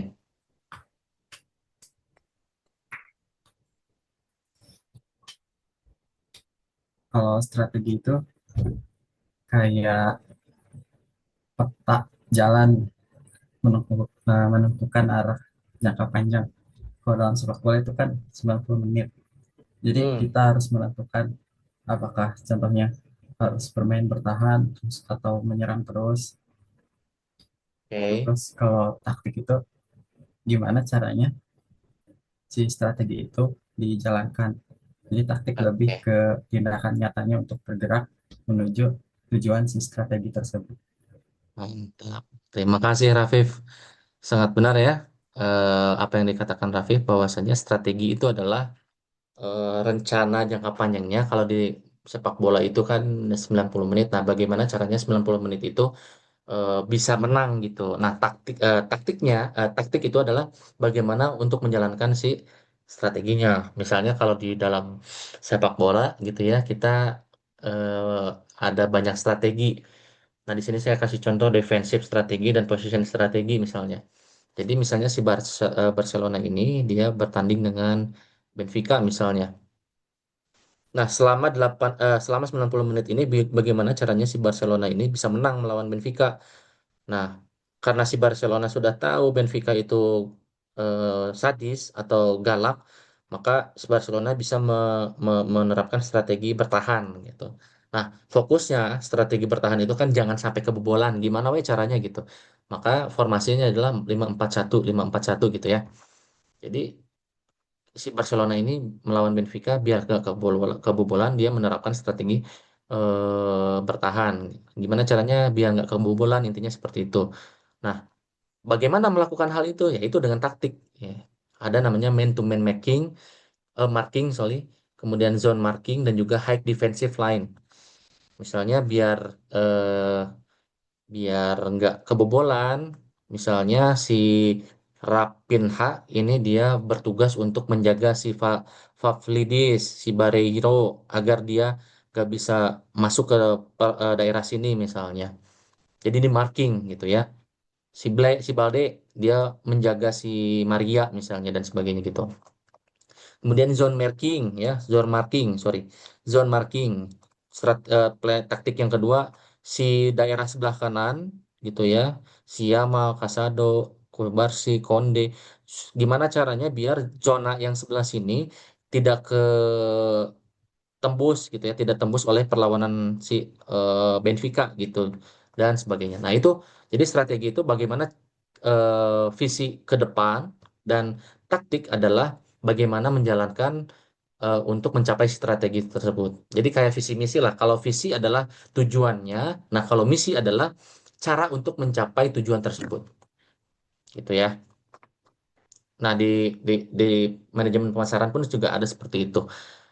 Nah, di strategi pemasaran ada namanya STP ya, eh, segmentation, targeting dan positioning. Jadi tujuan strategi pemasaran itu yang pertama adalah menentukan pasar sasaran yang paling potensial. Maksudnya apa? Maksudnya adalah ketika kita punya produk atau jasa, kita nggak bisa berharap semua orang bisa beli gitu ya. Nggak, kita nggak bisa berharap semua orang beli produk kita. Seperti mirip seperti apa yang disampaikan oleh Pak Agung 2 minggu yang lalu ya, bahwasannya setiap produk pasti punya target market gitu ya, punya targetnya. Nggak mungkin nggak punya target gitu ya. Tapi harapannya ya semua orang beli gitu. Pengennya kan seperti itu ya. Nah, tugas kita sebagai pebisnis adalah mencari tahu dulu siapa orang yang paling mungkin tertarik gitu ya dan butuh produk kita. Nah, orang-orang inilah yang disebut sebagai target market. Misalnya, kalian punya bisnis minuman boba misalnya. Pertanyaannya adalah siapa yang paling sering beli boba? Nah, biasanya kan anak muda ya, terutama anak-anak cewek SMA gitu, mahasiswa atau pekerja kantoran gitu ya yang suka nongkrong. Nah, berarti itu adalah target marketnya gitu ya untuk bisnis boba kalian.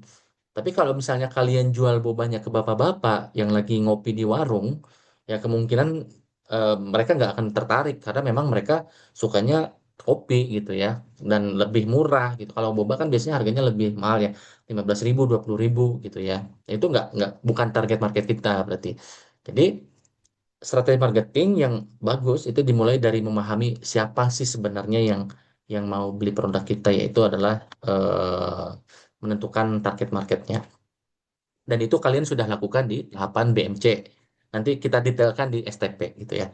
Nah, tujuan strategi pemasaran yang kedua adalah menentukan cara bersaing yang efektif. Nah, kenapa ini penting?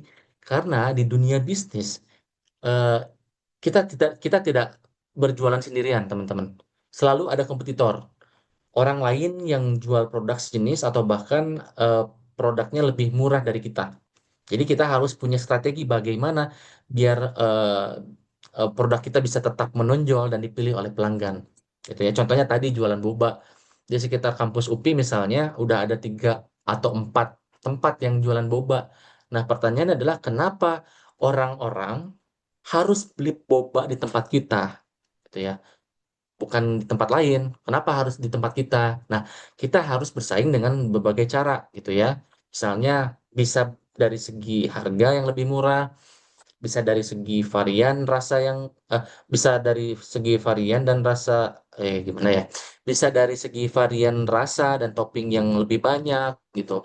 Kemudian bisa dari segi kemasan atau branding atau bisa dari segi pelayanan atau dari segi service. Nah, itu tergantung kalian bagaimana strateginya. Nah, itu kan tujuannya tuh seperti itu dan sebagainya. Nah, salah satu strategi pemasaran yang sering dikenal oleh eh, kita adalah menerapkan STP yang dicetuskan oleh si Philip Kotler tadi, yaitu segmentation, targeting, positioning.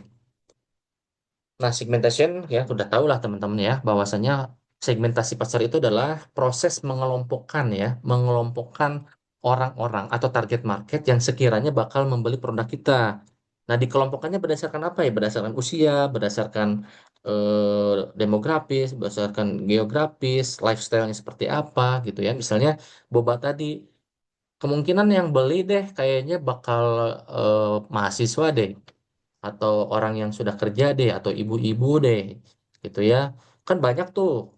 Nah, kita kelompokkan. Oh, berarti kira-kira mahasiswa deh bakal beli nih kayaknya, gitu. Karena harganya juga terjangkau deh 15.000. Oke, mahasiswa masuk. SMA juga masuk kayaknya gitu. Misalnya pekerja apalagi mereka punya banyak duit dan sebagainya masuk. Kita sekelompokkan, yaitu namanya segmentasi, gitu ya. Ini sudah dilakukan oleh teman-teman di tahapan BMC. Nah, kemudian targeting. Nah, targeting ini adalah proses memilih salah satu atau dari beberapa segmen yang sudah ada di segmentasi. Jadi kalau kalau tadi kan ada beberapa segmentasi ya, segmen siswa SMA, siswa SMP, ini siswa mahasiswa, ini yang pekerja, kan beberapa segmentasi ya dari segala umur. Nah, di tahapan targeting kita fokuskan kemana kita mau fokusnya gitu ya, biar targetnya tepat gitu. Misalnya dari berbagai pertimbangan kayaknya lebih besar mahasiswa deh, karena mahasiswa tuh dia duitnya lebih berada gitu ya, karena butuh mengerjakan tugas, maka butuh tempat mengerjakan tugas misalnya seperti itu. Ya udah kita fokuskan, ditargetkan mahasiswa, ya udah, berarti targetingnya adalah mahasiswa. Meskipun sebetulnya menyasar juga ke pekerja, siswa SMP gitu, teman-teman ya. Mudah-mudahan bisa dipahami. Nah, itulah targeting ya. Kemudian positioning yang terakhir. Nah, positioning ini adalah upaya sebuah organisasi atau perusahaan untuk menanamkan citra, ya, kesan atau persepsi untuk si suatu produk di benak konsumen. Jadi positioning itu kayak kita punya produk. Nah, kita mau memposisikan produk kita itu produk mahal atau produk murah. Contohnya kayak iPhone tadi. iPhone memposisikan bahwasanya dia produk luxury, produk yang mahal, yang punya kualitas tinggi. Oke, berarti posisinya dia apa produk yang kualitas tinggi. Tapi kalau misalkan Advan atau Advan itu kan produk Indonesia kan ya, eh, dia memposisikan diri yang eh, hemat, produk yang ramah lingkungan, ramah di dompet dan sebagainya sehingga eh, positioningnya ya produk yang murah gitu, sejutaan misalnya seperti itu. Nah itu positioning. Nanti teman-teman bisa dieksplorasi lebih lanjut ya. Nah, setelah kita menentukan STP-nya, segmentasi, targeting, positioning, strateginya seperti itu, maka selanjutnya kita masuk ke marketing mix. Ya, ini sangat istilah marketing mix ini sangat di, dikenal oleh banyak orang ya. Orang manajemen pasti tahu, orang ekonomi pasti tahu, orang akuntansi pasti tahu gitu ya. Marketing mix itu apa? Jadi marketing mix itu adalah taktik bagaimana strategi STP itu bisa dilaksanakan, yaitu dengan menggunakan marketing mix itu di dalamnya ada produk, ada price, ada place, ada produk, ada price, ada place, ada promotion, gitu ya. Jadi empat hal ini digunakan sebagai taktik bagaimana nantinya si produk akan dipasarkan ke konsumen gitu. Nah, ada ada ada tiga apa namanya? Ada tiga konsep, bukan konsep, ada tiga komponen lagi sebetulnya 7P gitu ya. P P3-nya lagi itu saya lupa apakah people gitu ya. Marketing mix 7P.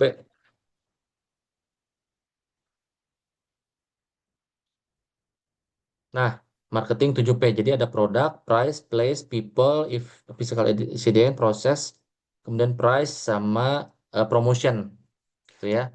Nah, untuk barang atau produk yang sifatnya bisa dilihat atau tangible product, itu proses pemasarannya menggunakan strategi taktik 4P, yaitu produk, price, place, promotion. Tapi kalau eh, produk yang sifatnya jasa atau service itu ditambahkan tiga, yaitu people, physical evidence, dan juga proses gitu. Jadi secara teori seperti itu. Nah, nanti teman-teman bisa dalami ya terkait marketing mix ini gitu, teman-teman. Jadi kalau produk itu berkaitan bagaimana sih sebetulnya kualitasnya, fiturnya mau kayak gimana, brandingnya mau kayak gimana produk kita, packagingnya apakah mau pakai plastik, mau pakai box, apakah mau pakai mika dan seperti itu gitu ya. Jumlahnya yang mau dijual seperti apa, kemudian servisnya bagaimana gitu. Itu yang di di dimaksud di produk itu gitu ya. Kemudian di price. Nah, di price ini apa ya, membahas terkait bagaimana sebuah perusahaan menetapkan harga gitu ya, kemudian bagaimana diskonnya gitu ya. eh, apakah mau bundling, apakah mau diskon buy one get one dan sebagainya di sini gitu ya, di price. Kemudian di place, apakah produknya itu dijual secara offline kah ataukah online kah, mau di Tokopedia kah atau di Shopee kah, TikTok Shop kah dan sebagainya gitu. Ini terkait place-nya seperti apa. Transportasi untuk bikin eh, bikin bukan bikin membeli barangnya itu seperti apa, place-nya dari mana, konsumen apa ya, suppliernya dari mana, tempatnya dan sebagainya. Nah, ini tentang place. Nah, kemudian yang terakhir adalah promotion. Bagaimana produk yang kita buat, bagaimana kita nge-sales-nya, memberikan penjualannya seperti apa. Apakah melalui advertising, menjual melalui iklan, atau ke direct marketing, mulut ke mulut, apakah mau public relation, apakah mau ke IG, digital marketing dan sebagainya terkait promosi gitu teman-teman ya. Nah, itu marketing mix. Jadi, teman-teman tugasnya adalah sebagai berikut. Mohon diperhatikan ya, karena ini menyambung ke tugas project. Jadi, di pertemuan 7 ini, teman-teman ada tugas. Durasinya adalah selama 2 minggu. Ya, jadi pertemuan 9 pas kalian presentasi sesuai dengan yang ada di strategi ini gitu ya. Jadi teman-teman yang sudah menentukan produknya yang akan dijual pada saat kegiatan kewirausahaan, silakan perdalami ini STP ya, segmen, kemudian targeting, positioning. Itu ya, bagi teman-teman yang belum punya produk fix, fixkan karena ini akan tugasnya akan nyambung ke project gitu teman-teman ya.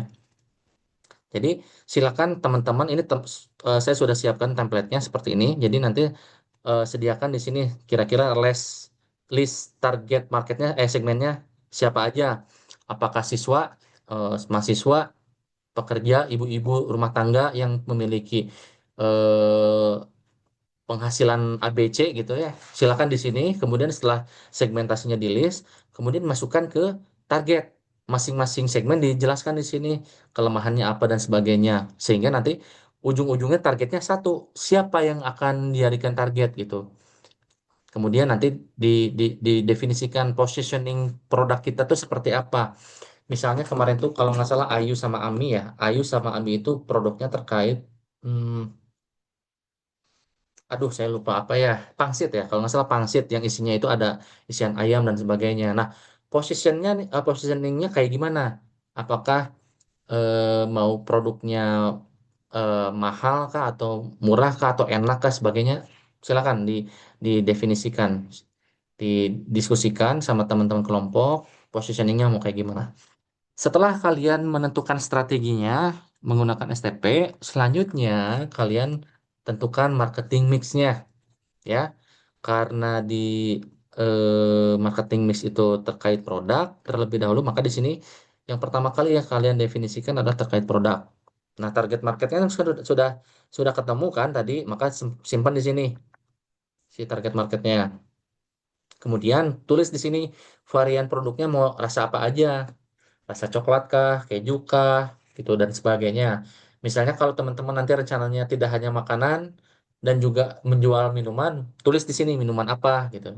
Berarti si minuman ini sebagai revenue stream yang lainnya selain produk makanan yang dijual.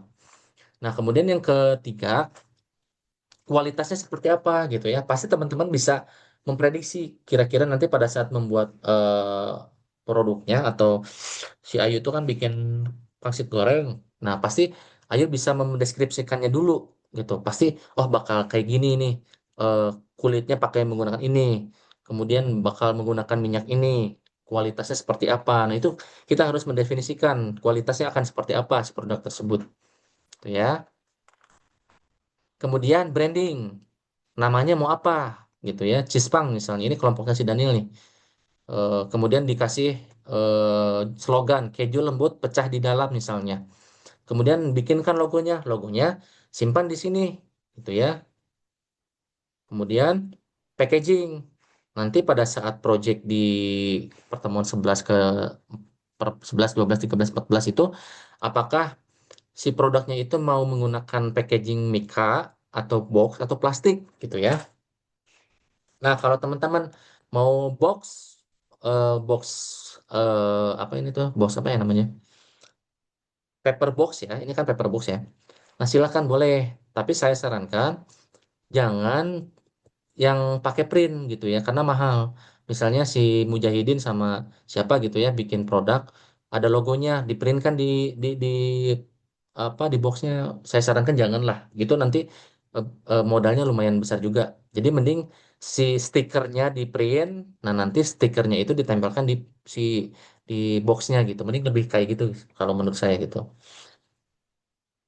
Nah, kemudian sistem pemesanannya mau kayak gimana? Apakah pre-order kah, ready stock atau open pre-order? Open order gitu. Definisikan di sini. Dan ingat ya, jangan ngasal. Tugas ini jangan ngasal karena tugas ini akan sebagai acuan pelaksanaan pelaksanaan kegiatan kewirausahaan nanti. Jadi, kalau teman-teman di sini dituliskan ya menggunakan box gitu ya si packagingnya, tapi pada saat pelaksanaan kewirausahaannya malah pakai plastik misalnya atau pakai mika gitu. Itu jangan ya. Jadi kita kegiatan kewirausahaannya harus sesuai berdasarkan dari perencanaan ini gitu. Dan nanti juga akan saya lihat ya apakah sesuai atau tidak karena itu nanti ada rubrik penilaiannya sesuai atau tidak dengan perencanaannya gitu teman-teman. Itu terkait produk ya. Nah, kemudian yang price. Nah, yang pertama kalian tentukan adalah harga ya. Nah, untuk menentukan harga, kalian eksplorasi. Nah, salah satunya adalah variable cost. Variable cost itu kan bahan baku ya. Misalnya kulit pastry, apakah pakai keju, coklat, ini harganya kayak gimana nih? Kalian survei dulu. Keju di warung itu dia harganya berapa? Coklat di pasar harganya berapa? Kalau di packaging di Shopee, kan di Shopee ada tuh banyak ya Pak Balatak. Di Shopee itu berapa packaging box itu atau di toko plastik itu seperti apa harganya si packagingnya gitu ya dan sebagainya dianalisis. Kemudian harga kompetitor juga kayak gimana sampai pada akhirnya kalian menentukan harga berdasarkan variable cost tadi. Sehingga varian rasa keju harganya 12.000, coklat harganya 10.000 dan sebagainya. Jadi si variable cost itu mau menentukan harga jualnya ya gitu teman-teman ya. Nanti akan saya lihat bagaimana kalian cara menganalisisnya gitu. Kalau kalau bisa ditambahkan deskripsi karena apa kalian menentukan harga 12.000 gitu misalnya. Nah, kemudian yang kedua strategi harga dan diskon. Strategi harganya mau kayak gimana? Apakah mau bundling? Apakah gimana gitu? Misalnya beli 5 porsi gratis satu porsi atau misalnya potongan 30% kalau misalkan beli 3 porsi. Nah, itu silakan tentukan strateginya mau kayak gimana dan itu harus di apa ya? Harus diimplementasikan gitu ya pada saat kegiatan kewirausahaan nanti. Karena nanti juga saya bakal beli karena saya jarang jarang bawa bekal makanan ke kantor, jadinya nanti saya bakal beli dari kalian gitu teman-teman. Kemudian mekanisme pembayarannya apakah bisa cash, transfer, QRIS dan sebagainya. Definisikan di sini gitu ya. Nah, kemudian selanjutnya terkait place. Lokasi pemasarannya di mana? Tentukan apakah di lingkungan UMPI Purwakarta atau Superwakarta. Itu. Kemudian lokasi produksinya di mana? Kos siapa? Kos Ayu misalnya, kos Ami atau siapalah gitu. Sebutkan di sini di mana lokasi produksinya. Kemudian channel di sini channel ini adalah tempat di mana kalian bisa mempromosikan apakah di media sosial. Kalau misalkan di media sosial berarti IG misalnya. Berarti kalian harus membuat IG dan screenshotkan akun IG-nya di sini gitu ya. Kemudian yang terakhir adalah promosi. Jadi taktik promosinya kalian misalnya menggunakan IG. Berarti kalian lakukan diskusi dengan teman-teman bagaimana strategi promosinya. Misalnya di sini promosi melalui media sosial Instagram. Berarti kalian target minimal harus 100 user misalnya ya. Berarti 100 mahasiswa PSTI harus follow nih gitu misalnya. Nah, kemudian strategi selanjutnya konten promosi. Apa yang ada di dalam konten? Mengenalkan produk, mengajak follower untuk membeli produk, misalnya posting di Reels atau di feed sebanyak 2 kali dalam satu hari, misalnya gitu ya. Posting konten di story sebanyak 3 kali dalam satu hari, bebas. Kalian tentukan strateginya mau kayak gimana. Itu harus dilakukan ya, karena nanti akan saya nilai berdasarkan dari rubrik. Nanti rubriknya itu kalian seberapa sering sih kalian melakukan promosi gitu misalnya gitu ya. Terus kemudian berapa banyak kalian penjualan yang didapatkan itu juga nanti ada di rubriknya gitu. Nah ini ya, jadi tugas untuk bukan minggu depan, 2 minggu lagi. Jadi kalian tugasnya adalah diskusi dengan kelompok untuk membuat ini strategi promosinya teman-teman gitu. Aduh capek juga ya. Oke, di sini saya akan membuka diskusi ya, forum diskusi silakan. Barangkali ada yang mau ditanyakan, boleh. Resen.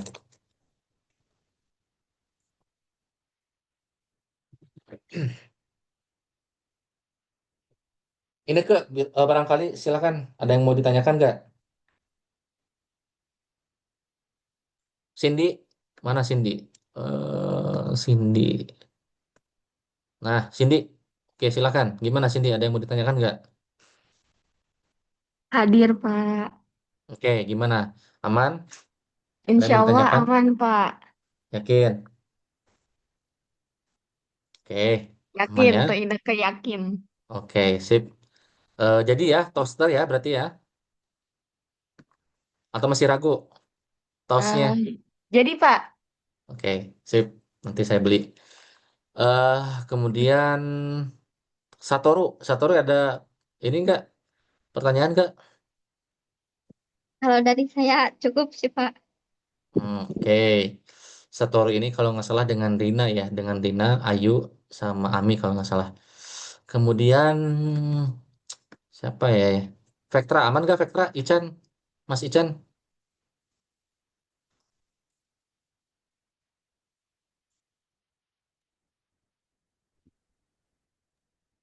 Aman Aman, ya? Pak. Oke. Siti Aminah, mana Ami? Hmm, ada yang mau ditanyakan nggak, Ami?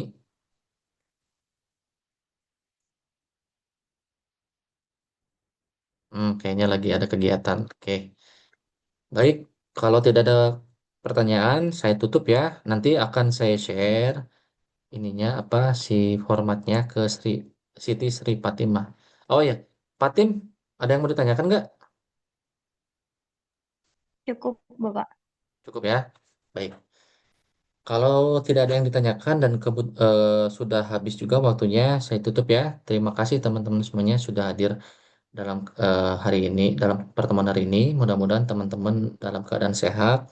Mudah-mudahan semua tugasnya diberikan kelancaran, gitu ya. Tugas proyeknya aman, nilainya A dan sebagainya ya. Mudah-mudahan bisa tercapai di semester ini. Dan jangan lupa proyek penelitian, mudah-mudahan juga berjalan lancar ya, karena itu menjadi penjembatan kalian untuk lulus 7 semester. Kalau saya lihat eh, apa bukan dosennya Pak Rizky, bimbingannya Pak Rizky udah banyak progres termaintain gitu ya. Semoga tercapai di semester depan terpublikasi. Kemudian juga di bawahnya juga sudah saya lihat sudah terprogres ya, apa namanya si progresnya itu. Mudah-mudahan juga terpublikasi di semester depan yang pada akhirnya nanti di semester 7 kalian bisa sidang gitu ya. Baik, kalau tidak ada pertanyaan, saya tutup ya, teman-teman 5B. Terima kasih. Assalamualaikum warahmatullahi wabarakatuh. Waalaikumsalam warahmatullahi wabarakatuh. Waalaikumsalam warahmatullahi Terima kasih wabarakatuh. Pak. Terima kasih, Pak. Yo, sama-sama. Silakan bisa live.